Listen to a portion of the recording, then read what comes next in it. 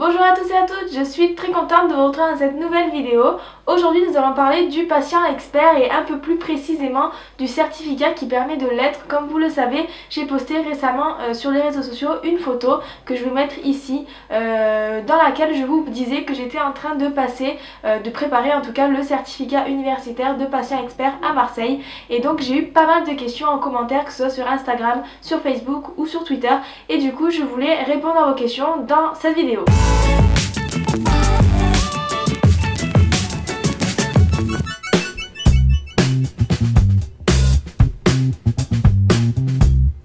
Tout d'abord, on a Émilie Falco qui nous demande c'est quoi exactement. Donc c'est une question un peu générale, on va faire du plus général au plus spécifique. Donc déjà, le certificat de patient expert, c'est un certificat qui permet à des personnes qui ont une maladie chronique de devenir patient expert. Voilà, tout simplement. Donc qu'est-ce que c'est être patient expert? Être patient expert, c'est déjà avoir acquis de très bonnes connaissances sur sa pathologie. Vous savez que quand on a une pathologie, on acquiert au fil du temps pas mal de connaissances et de compétences sur sa pathologie, aussi bien dans tout ce qui est technique, dans tout ce qui est manuel, mais aussi dans tout ce qui est vécu, psychologie, etc.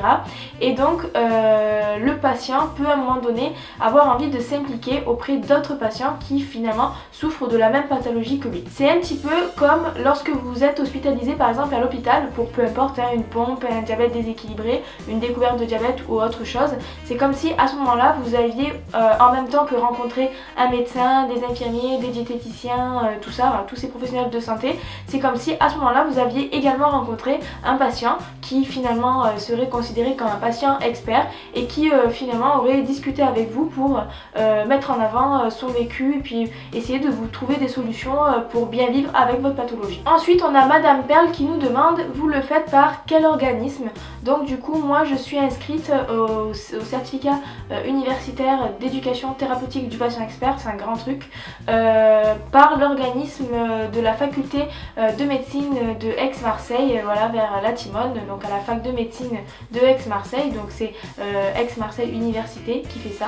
Et donc je suis inscrite à ce certificat par cet organisme. Donc moi je le passe à Marseille, mais il y est également je crois à Bordeaux et à Paris. Donc si jamais je trouve les adresses mail ou les liens des sites internet de ces formations pour que vous puissiez après aller chercher des informations ou des choses comme ça, je vous les mettrai en barre d'infos, donc je vous invite à aller voir si jamais ça vous intéresse. Ensuite on a Sandrine Fitgirl qui nous demande comment as-tu accès à cette formation? Ben, tout simplement en m'inscrivant. Donc pour vous raconter un petit peu la petite histoire, je m'étais déjà inscrite l'année dernière, j'avais envoyé, je ne sais plus, je crois que j'avais envoyé un mail pour avoir des informations, enfin pour m'inscrire, et du coup on m'avait envoyé une date de convocation pour une réunion d'information pour que des personnes nous donnent un peu des infos sur le certificat. Et en fait au moment où j'arrivais je pensais que j'allais avoir un entretien pour être sélectionnée, etc. Parce que c'est vrai que comme il y a beaucoup de demandes par rapport au nombre de places, ils sont obligés de faire des entretiens pour genre d'entretien de sélection. Et donc j'étais allée en pensant que j'allais faire un entretien et finalement ça n'a pas du tout été le cas. Donc on m'a dit qu'il fallait absolument que j'envoie mon CV et ma lettre de motivation au début d'année, donc au mois peut-être de avril-mai, quelque chose comme ça. Donc cette année j'ai réitéré mon inscription en envoyant bien CV et lettre de motivation à la personne concernée qui récupérait les inscriptions. Et donc du coup j'ai reçu une convocation pour la réunion d'information et l'entretien, du coup comme l'année d'avant.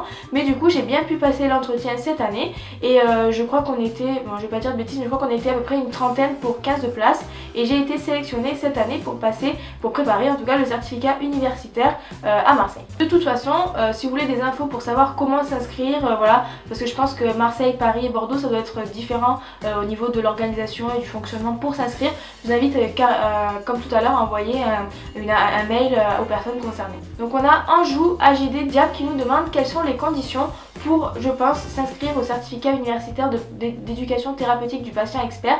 Donc du coup les conditions tout simplement c'est d'être patient, donc d'avoir une pathologie chronique, donc pour moi le diabète.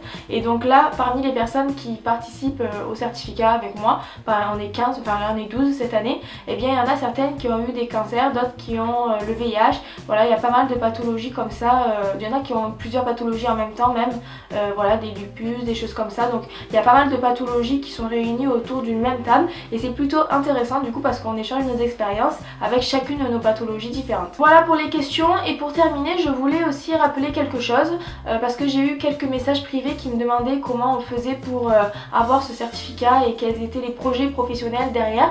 Donc je voulais rappeler que d'ailleurs c'est les formateurs nous l'ont rappelé tout de suite au moment où on est arrivé à la formation pour dire que en fait quand on passe ce certificat c'est pas pour avoir un travail derrière, voilà, c'est pas comme des diplômes qu'on a dans la vie professionnelle, c'est à dire que le fait d'être patient expert c'est quelque chose de bénévole, on peut faire ça dans une association mais aussi tout simplement seul dans un service qui propose de l'éducation thérapeutique du patient, voilà, des ateliers pour les patients etc.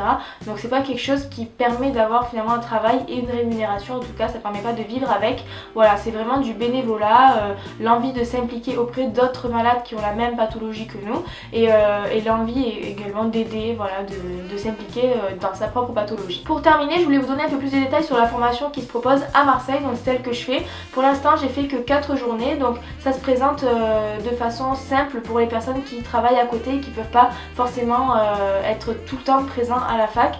Donc on a 2 jours par mois de présentiel à la fac, donc c'est des journées de 9h à 16h pendant lesquelles on a plusieurs intervenants qui viennent nous présenter différents sujets. Donc on a beaucoup de sujets sur tout ce qui est fonctionnement du système de santé, voilà, parce que finalement en étant patient expert et qu'on a l'occasion d'intervenir dans des programmes d'éducation thérapeutique du patient, eh bien il faut connaître quand même bien le système de santé, comment ça fonctionne, la loi, les règles, les droits des patients, etc. Donc on doit connaître beaucoup de choses sur ça, c'est quand même très complet, c'est très intéressant, on connaît, enfin il y a beaucoup de choses qu'on finalement on ne sait pas sur le système de santé, donc c'est plutôt intéressant. Et puis après on a aussi beaucoup de choses sur tout ce qui est éducation thérapeutique du patient. Voilà, je vous en ferai peut-être une prochaine vidéo si jamais ça vous intéresse, dites-le moi dans les commentaires. Voilà, avec des techniques d'animation, d'atelier, voilà, comment parler aux patients, comment dialoguer, échanger, comment s'écouter, etc. Des choses comme ça. Et après on a aussi pas mal d'interventions sur différentes pathologies, diabète, VIH, là on a eu un truc sur les AVC il y a pas longtemps. Voilà, on a pas mal d'interventions sur tout ça. Et après le certificat universitaire se termine par un examen, donc on a 1 ou 2 journées de stage inclus dans le cursus. On doit passer 1 ou 2 journées dans un organisme qui fait de l'éducation thérapeutique pour pouvoir voir un petit peu comment ça fonctionne. Et ensuite on doit présenter un mémoire sur tout ce qu'on a appris et sur nos projets futurs. Voilà pour ça, j'espère que ça vous aura plu. N'hésitez pas à me dire dans les commentaires si jamais vous avez des questions, j'y répondrai sans problème comme d'habitude. Facebook, Twitter, Instagram, en message privé ou par mail. N'hésitez surtout pas. N'hésitez pas également à vous abonner à la page Facebook, à la chaîne YouTube. Je vous mets le rond ici pour que vous puissiez cliquer dessus et vous abonner. Et voilà, comme ça vous suivrez toutes les vidéos et vous recevrez également des notifications quand je poste une nouvelle vidéo. Merci d'avoir suivi cette vidéo et à bientôt.